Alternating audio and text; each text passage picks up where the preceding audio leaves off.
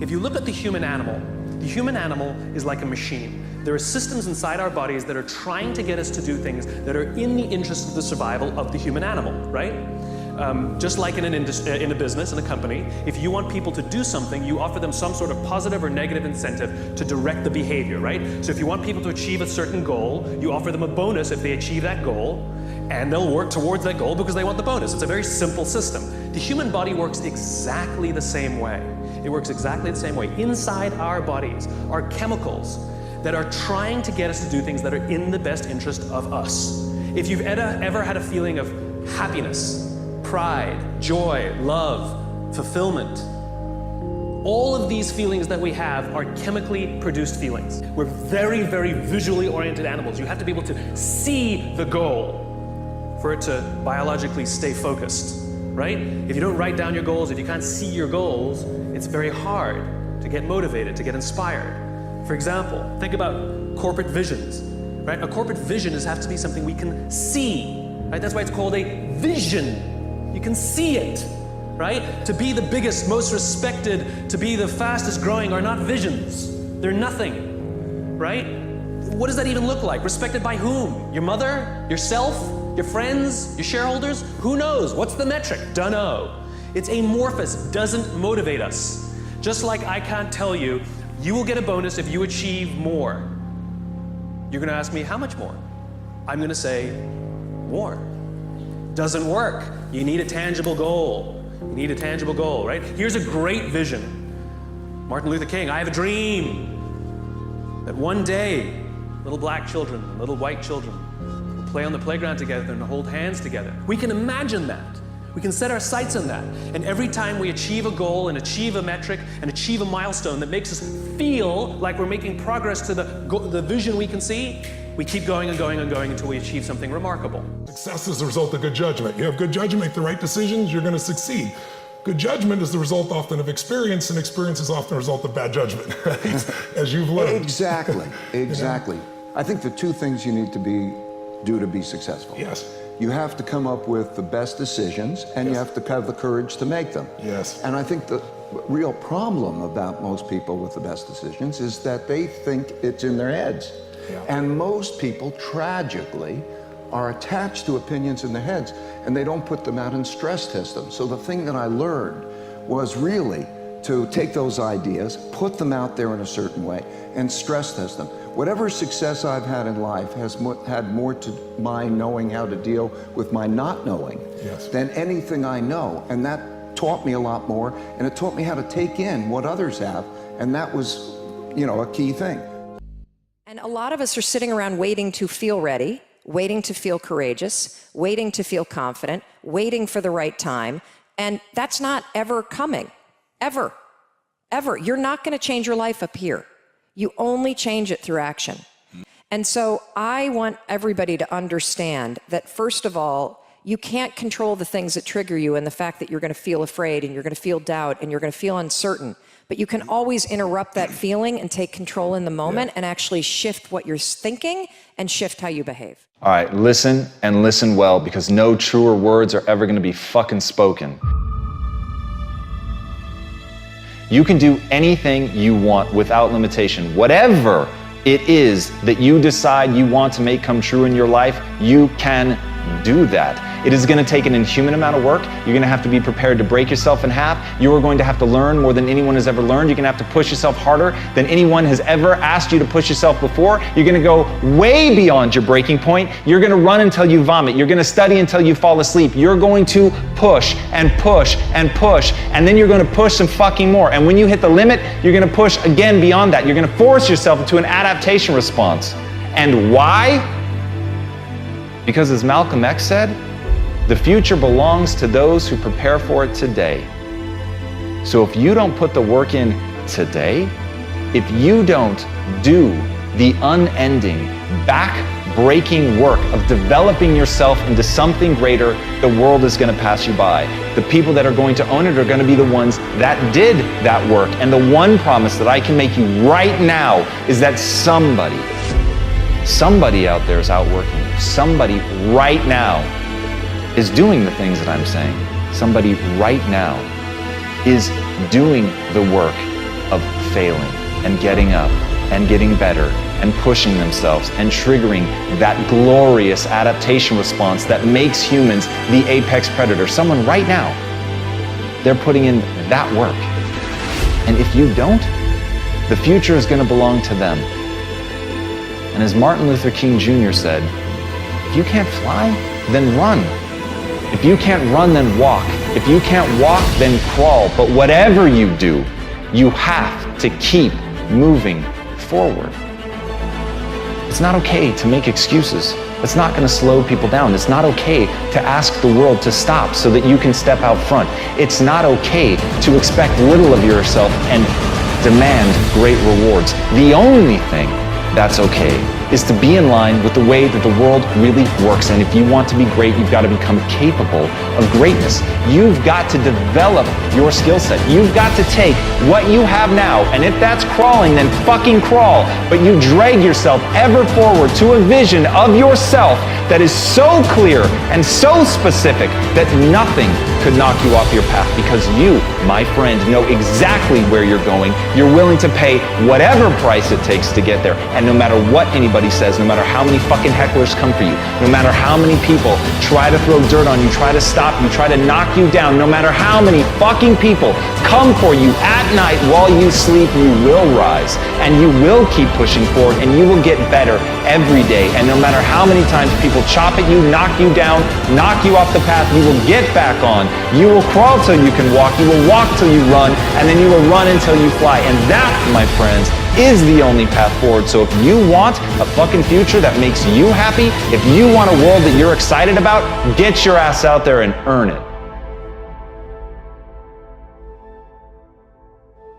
Self-approval. That's a very challenging area.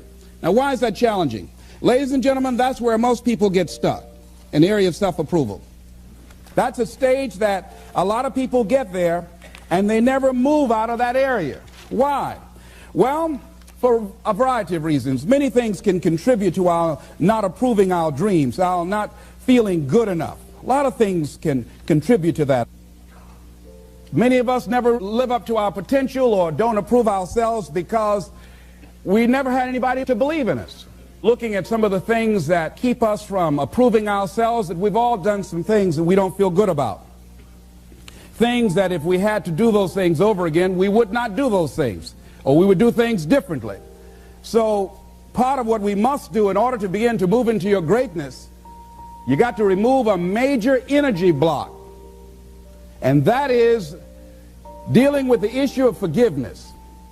People that have hurt you, someone who's done you wrong. Make a list, and things that you have done that you feel bad about, that you regret. Make a list. You know, maybe a time when you weren't a good father or a good mother or a good brother or sister, or you were a bad child, or you didn't do a good job, or you lied, or you were dishonest, or you stole. No one knows this but you, or something you feel good about, so you know, there's a real dog in me to do that. Something you just really regret. So we make a list of all those things. All of us have some of that. Somebody say there's some good in the worst of us and some bad in the best of us. So none of us escape. Now here's something I want you to do. I want you to become involved in an active process to get some clutter out of your life. So if there's any area in your life that you need to clean up, start working on it. I'm going home tonight to clean my closets. Any of you got any cluttered closets? Oh, raise your hand, please. Good. Let's go home. Let that be our task this week. See, the first law of the universe is order. Go home and clean the closet out. Get the clutter out. Start letting some of this junk go to make some room for something else. Do that with people. There's some people who's cluttering up your life. They serve no purpose whatsoever. They're just holding and occupying a space that somebody useful, positive, nurturing, and contributing could be holding that space. You don't even have time to look to see what else is out there because you all have all of these people surrounding you that's not enabling you to grow. So look at what is it I need to get out of my life. Just start cleaning this stuff out. Getting the drawers together, your dresser drawer, just getting stuff together. Just get them together. Maybe your car, I got to clean my car too. Got a lot of stuff in there. I live in my car, you know. Can't put anything in my trunk. I got all kind of little things back there. 2 of my children back there in the trunk, you know. Everything, stuff everywhere. So I say, hey, let me get this together. See, whatever you have in your environment is a reflection of your consciousness. So you got all that chaos there. That represents some disorganized, cluttered section of your mind. So let's get all that out of there, all right? Work to get that out, clean that up. Anybody that you feel very strongly about, have some negative feelings about, let's look at some good reasons to forgive them. Number one, you must try and see what has happened or see things from that other person's point of view. Let's look at it from their point of view. That's one area. That's number one. Then number two, holding a grudge hurts you. It doesn't hurt them. So just for good health and peace of mind, let it go. Any feeling of resentment or anger or hatred is called to me the load of bitterness within. Every thought that we entertain produces a chemical in our brain that impacts the body's immune system. And besides, this person you're hating, they probably are not even aware of it. If someplace having a good time, don't even know you're really hating them. You've turned up the steam, gone from dislike to hate, intense hate. And here you are killing yourself, making yourself vulnerable to various types of illnesses, putting yourself in bad health. And I say that person is not worth your sacrificing your health or 1 minute of peace of mind. 1 minute of anger robs you of 60 seconds of happiness. So decide it doesn't matter. Let it go and experience the dignity and the magnanimous sense of character of being big enough to move on and get on with your life. Letting it go so you can grow. Next step. Lack of self-acceptance. How does it show up? How does it manifest itself? See, all of us have greatness within us. But when you don't come to grips with your greatness and you don't work to develop it, if you're not seeking it out, if you're not finding where it is, if you're not trying to locate it, if you're not experimenting with your life to try and find out what fits for you, I'm saying that you're positioning yourself to be a miserable person, an unfulfilled person. How else do we do it? Procrastination. We just put things off over and over and over again. Why? Because we haven't accepted it. We don't feel deserving. We don't feel that we're good enough. So we sabotage ourselves by not ever taking care of business. We get real busy doing a lot of things where we don't have any time. Well, I'll never forget Og Mandino in the book called University of Success. He said many of us never ever discover our greatness because we become sidetracked by secondary activity. We start doing so many things, we just give our time away until we don't have any time for ourselves or any time to do the things that we want to do. And every time you put it off and move it back, oh, I'll do it one day, oh yeah, I'm going to get to it. I'm saying to you that one day you look around and there goes a year, there goes 2 years, there goes 3 years. So if there's something you want to do it now. Do it right now. Don't put it off. Start right now where you are. There will never be a perfect, ideal time. Whatever you have going for you right now, that's enough. Work on that idea. Work on it, work on it, work on it. Another way in which it shows up, and that is that because of the relationships we form, people we have around us, thinking about two guys. Larry Littles, he went to Bethune-Cookman College. He was a football player at Booker T. Washington High School, where I graduated from. Larry ended up playing for the Miami Dolphins, became an all-star offensive guard. Great guy. Larry really wasn't the most talented guy in that position at Booker T. Washington High School. There was a guy named Willie Covington that was far more talented. He was stronger physically. He was faster. But Willie Covington never, ever made it out of high school. Why, Les? He started running with the wrong crowd. Big Cov is what we called him. Start running with the wrong crowd, and those people led him to the penitentiary.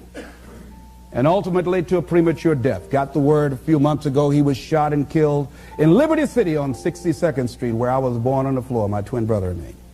Willie Covington had great talent, great potential, running with the wrong crowd.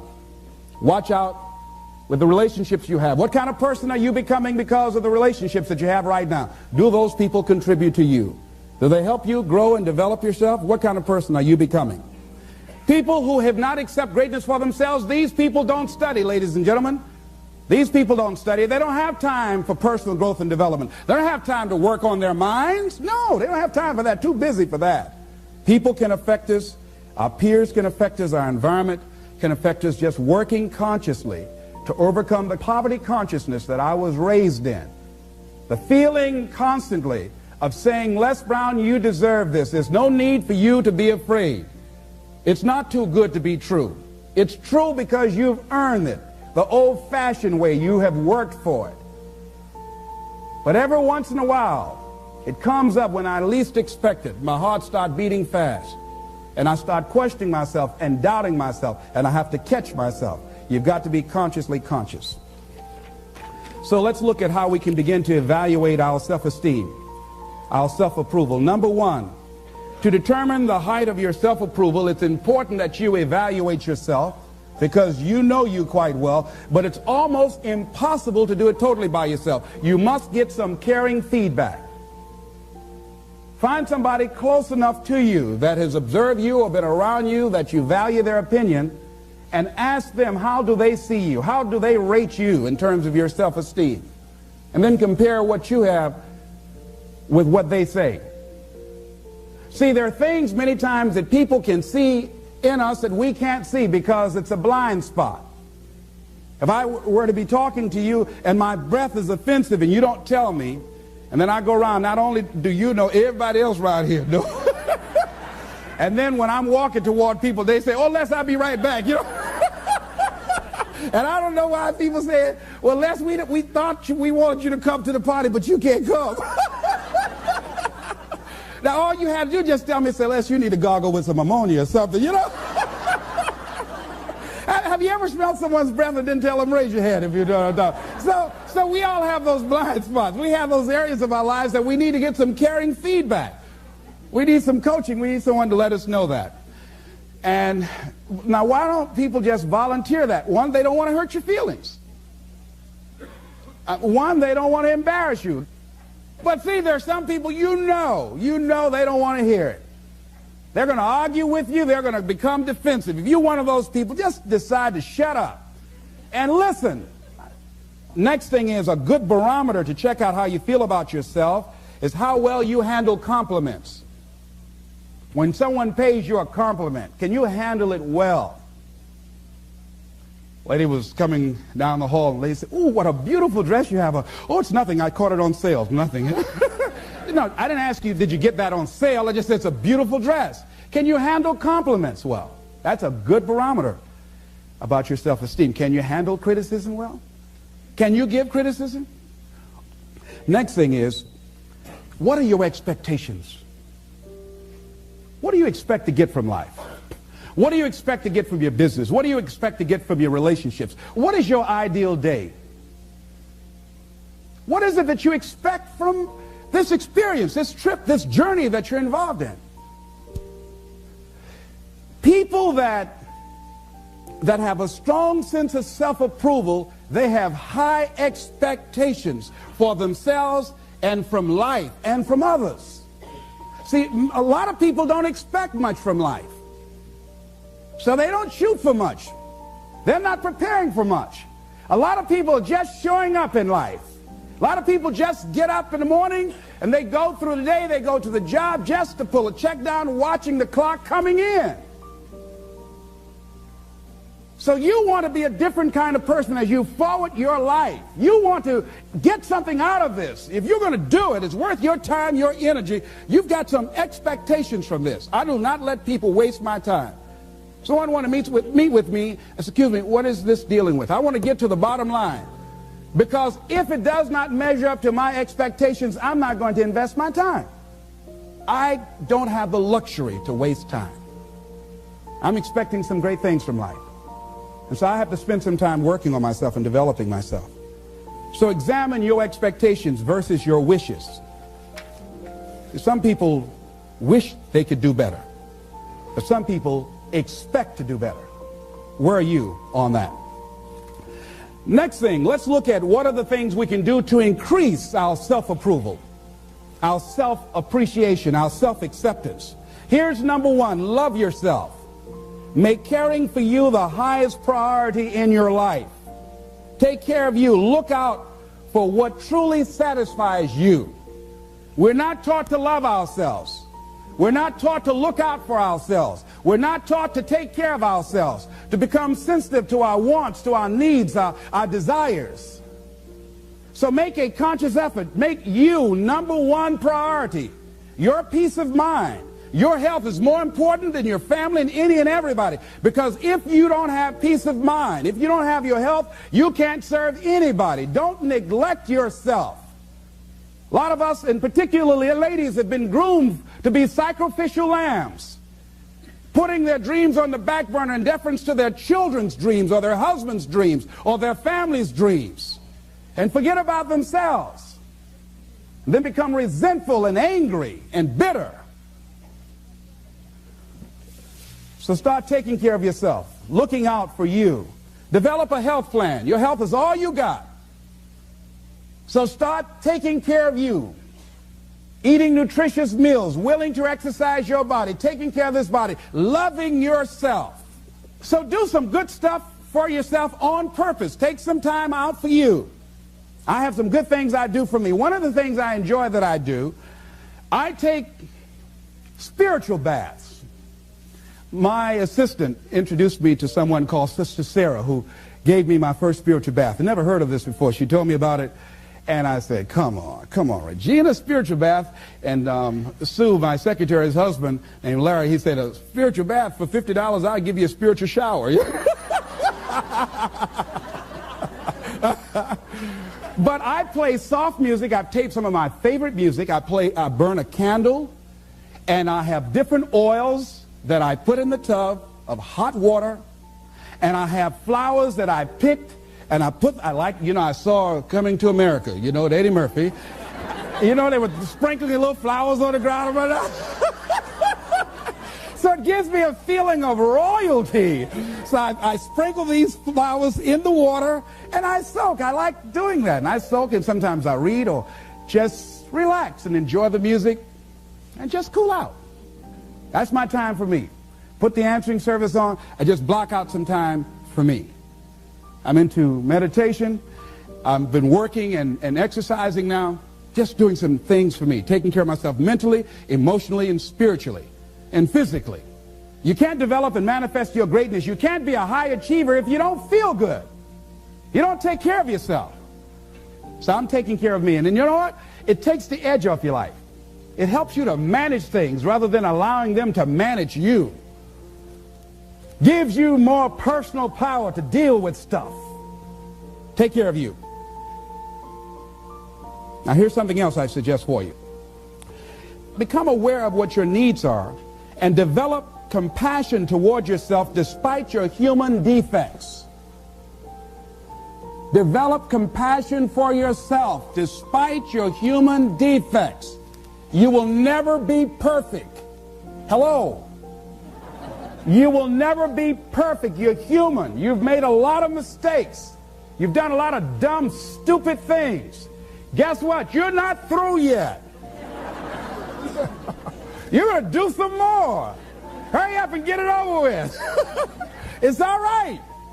You got to learn to be gentle with yourself. Make it all right. What you don't know, mistakes that you make. It's okay. Handle it. Learn from the experience.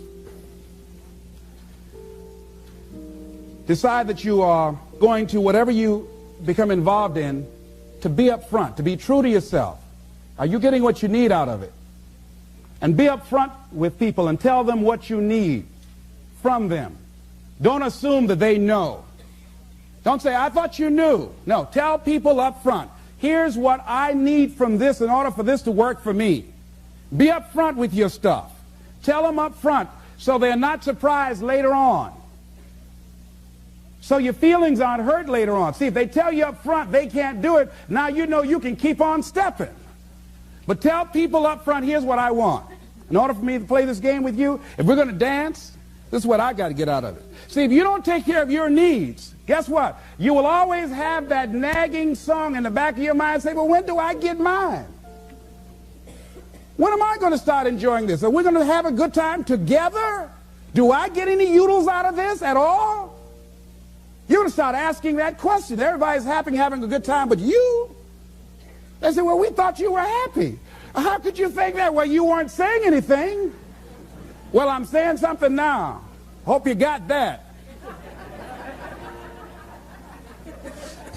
See, we're taught to be quiet and not speak up for ourselves and not to be selfish. If you don't take care of you, who do you think is going to take care of you? Who's going to look out for you better than you will? No one. No one's going to do that. You got a business? No one's going to take care of your business better than you. Nobody, nobody. Anything you want to do in life, you've got to take ownership of it and say, hey, I'm going to make this happen. Be willing to venture out and do something that you have fantasized about doing. And you know you probably won't be good at it, but do it anyhow. Case in point, I have always wanted to sing. I've always wanted to do that. I'm going to sing a song. If I don't do nothing but just a few lines, chances are, you know.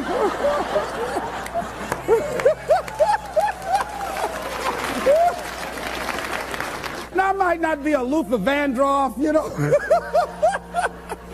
or an Andy Williams, you know, but it might be a little Perry Como up in there, a little Mathis and Nat King Cole. Next thing is avoid people and situations that upset you. Hello? See, there's some people that know just how to push your button. They know just what to say. So, you know what? I don't even deal with them. I just avoid, excuse me. Hey, I want to talk about something. I understand, excuse me. I'll be right back. Now, you might call that cowardly. But I'm not going to expend any energy arguing with anybody. Life is too short, ladies and gentlemen, and unpredictable. I don't want to spend my time arguing with anybody, so I avoid situations that will get me upset. I don't argue with people. I avoid things. I don't look at movies that frighten me. Last frightening movie I saw was The Exorcist. I never saw another one after that. I never forget going home. At that time I was married and I was blowing the horn, going up into the driveway. I said, open the door.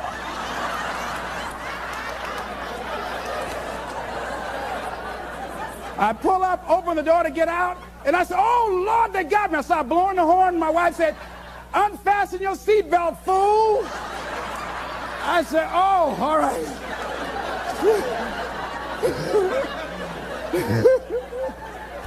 That movie scared me out of my wits. So I don't look at scary movies. I'm one of the people in a scary movie like this. Tell me what's happening now. Tell me what's happening. I threw popcorn all over everybody. That girl was spitting on those people. I don't do that. No. No, so I slept in the house with lights on all over the house for 2 weeks. I was embarrassed. But the children said, Daddy, turn lights off. No. So I just avoid things. I go see comedies. I love Danny DeVito and Steve Martin. I like things that make me laugh, make me feel good, like the little boy in me. Life is just too serious. Here's something else that can help to increase your self-esteem. Draw the line, ladies and gentlemen. There are certain things that we just go through life just taking, and at some point, you just got to draw the line and just say enough is enough. You got to do that with yourself. Just draw the line. You know, see, how I manage my food choices, I get on a scale every day. If I get to a certain level, that's a crisis level. I just get down, start doing setups right there. Look here. Hey, right away. If my income dropped to a certain level, I go crazy. I start working like, you see this callus on my ear? You see that callus right there? That's how that callus got there. You know, my income dropped. And I made 200 calls a day as punishment. Don't you ever let this happen again. Because I'll never, never, never be broke again. So you got to draw the line. You just got to draw. There's certain things that you just don't permit. If you got negative people in your life, just warn them. Say, look here. I was talking to someone I love very much, had a just dynamic relationship with us. Look here. I can't grow from that. If you're persistent and saying those kind of things to me, I'm saying to you right now, I won't tolerate that. And I will terminate this, because I'm not going to expose myself to this type of humiliation. I don't like that. I don't like getting called names and putting each other down. I don't like that. Come back, tell me I'm sorry. No, that won't get it. So you put a nail in a hole, you make that impression, you pull a nail out, that mark is still there. That's not for God. We can't extract that from the record. So don't say that to me. So we were talking about something else. Person said it again. Boom. You're a loser. Very good. And you are too, because you just lost a very good friend. I don't choose to be around you anymore. And that was it. I said, that's cold. Maybe it is. But I get people out of my life that aren't good for me. One negative stroke is 16 times more powerful than a positive stroke. And if you have people around you who are not sensitive to who you are, and the people that can hurt you the most, ladies and gentlemen, are the people that you love. That you love. They're the ones that you're vulnerable to. They're the ones that can get to you. And if they're insensitive, I don't care who they are. See, if you don't draw the line with people, if you just let them run rampant in your life, and you let things happen to you that you don't feel good about, if you continue to allow it to happen, you won't feel good about yourself. Your image of yourself will erode. So you've got to draw the line. In the conditions that you find yourself in, here's a jarring question. Why are known hells preferable to strange heavens? Why would people live in a known hell? Why do people just go to a job where they're miserable, day in and day out? Why do people stay together and they're miserable, sleeping in separate rooms, or arguing, or the only thing they have in common is paying the bills? Don't talk, don't communicate, don't share anything together. Day in and day out, as short and unpredictable that life is, being mean to each other. Why do people do that? Known hells are preferable to strange heavens because it's familiar. See, life is rough, ladies and gentlemen. It's rough, and it's scary. It's scary growing. It's scary taking a chance. It's scary acting on your intuition, on your guts. It's scary. It's frightening. There are people that's tolerating things right now, and they're immobilized by fear. They can see the hammer coming, and they're afraid to even move because it's scary.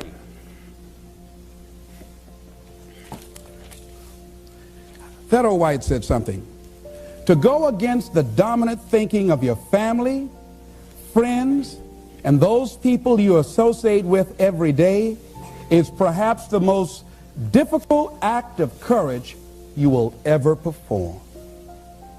See, when you start growing, when you start changing the way you walk, the way you talk, the way you act, the way you respond to things, the way you use your time, when you start saying, no, I can't do that. Why? You're too busy. You don't have the time. No, I have my own agenda. I got something that I'm doing. Not lying to try and get out of it. Just say, no, I'm busy doing something that I want to do. Or I don't want to do that. And I'm not going to do it. I'm not mad. Not upset about it. I just don't want to do it. Why? Well, I don't have to give you any reasons why I don't want to do it. But listen, thank you so much for asking me. Take it easy here. Hey, I thought you were all right. Is that right? Oh, boy. Ask me, do I care about that? See, if people can put you on a guilt trip, they will. And use you and abuse you over and over and over again. You got to draw the line. You have to draw the line on them. Don't go through life feeling like you're powerless. Victims are people that are powerless. You're not powerless. You are powerful.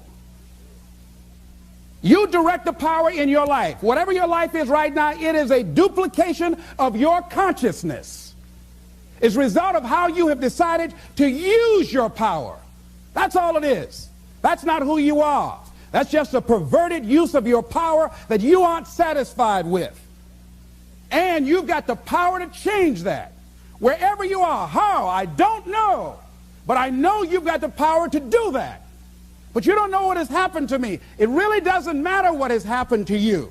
See, the only thing that really matters is, what are you going to do about it? That's all that matters. That's all that matters.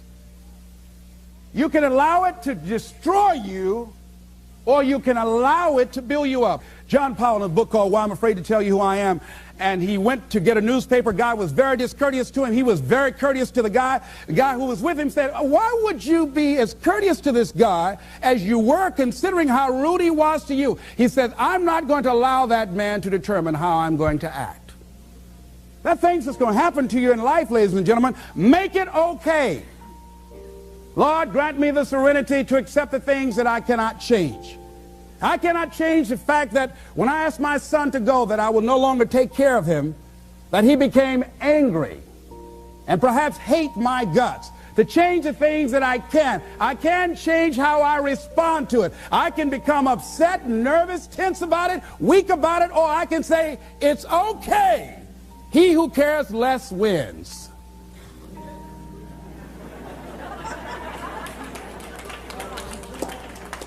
You got to make it okay. Become comfortable with it. What's the next thing? Learn something new and tackle it in a spirit of adventure and love. Somebody said that we are not stricken by the things we do, but we're stricken by the things that we don't do.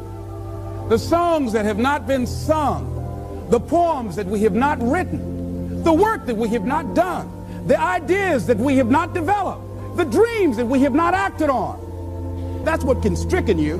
That's what can block your power. That's what can rob you of your peace, of your satisfaction, of your self-respect, of the special joy that you can get out of life, of special achievement. See, one of the things that contributes to high self-acceptance or self-approval is self-achievement. When you achieve something, when you've done something, and you can stand back and look at it and say, I did this. What if it doesn't work out? You can stand back and look at it and say, I tried it. I went up in there. I went with it.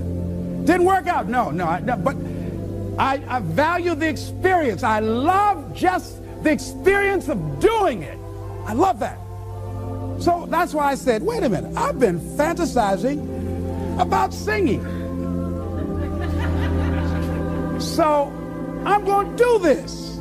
Who says that when I first stand up, I got to sound like Pavarotti? What's the guy's name? I don't have to sound like him. I just sound like Les. That's right, Mamie Brown's boy. See, you got to look at you and look at your life and find something that you can tackle and do it with love. Only that which you love. Only that which you love. Let me tell you something. When you do that, you're doing it in a spirit of love. Just love it. Can you tell I love this? I love it.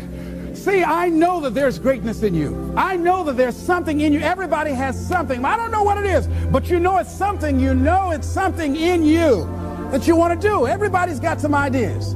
I say to you that as you focus on something, as you go into action, as you hold that thought in consciousness persistently, you begin to develop the consciousness to manifest and create all kinds of things. You will begin to realize powers and abilities you have. You will realize you have miracle working power in you. That when you move, that when you walk, folk will see you when you come in the room and say, I don't know what it is, but there's something different about you. There's something about the way you look. It's a glow about, what is it? What are you doing now? I'm just being who I am. I'm just living out my greatness. I'm approving myself and giving myself permission to pursue my dream. Ladies and gentlemen, Pursue your dream. Pursue your greatness. It's there. I know it's there. I'm waiting on you to come on out here and join me. This is Mrs. Mamie Brown's baby boy, Leslie Calvin Brown, saying it's been a plum-pleasing pleasure as well as a privilege. Thank y'all here.